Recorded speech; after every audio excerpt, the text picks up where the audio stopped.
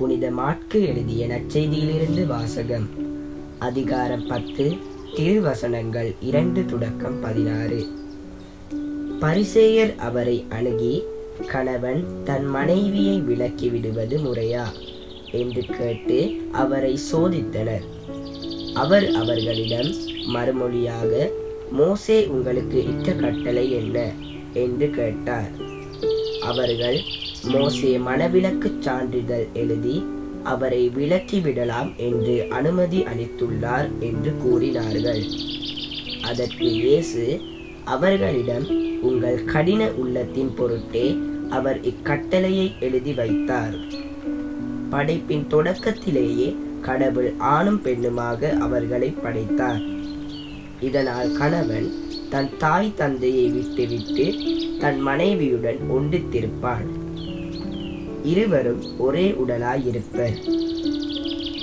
இனி அவர்கள் இருவர் அல்ல, ஒரே உடல்.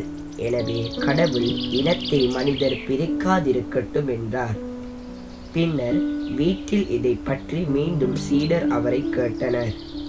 இயேசு அவர்களை நோக்கி, தன் மனைவியை விலக்கிவிட்டு வேறொரு பெண்ணை மணப்பவன் எவனும் அவருக்கு எதிராக விபச்சாரம் செய்கிறான். தன் கணவரை விலக்கிவிட்டு வேறொருவரை மணக்கும் எவளும் விபச்சாரம் செய்கிறாள் என்றார்.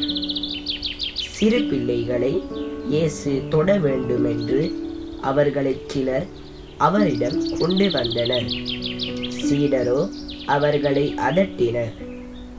இயேசு இதை கண்டு கோபம் கொண்டு, சிறு பிள்ளைகளை என்னிடம் வரவிடுங்கள், அவர்களை தடுக்காதீர்கள், ஏனெனில் இறையாட்சி இத்தகையோருக்கே உரியது. இறையாட்சியை சிறு பிள்ளையைப் போல் ஏற்றுக்கொள்ளாதோர் அதற்கு உட்பட மாட்டார் என உறுதியாக உங்களுக்கு சொல்கிறேன் என்றார். பிறகு அவர்கள் அவர்களை அரவணைத்து தம் கைகளை அவர் மீது வைத்து ஆசி வழங்கினார். இது கிறிஸ்து வழங்கும் நற்செய்தி.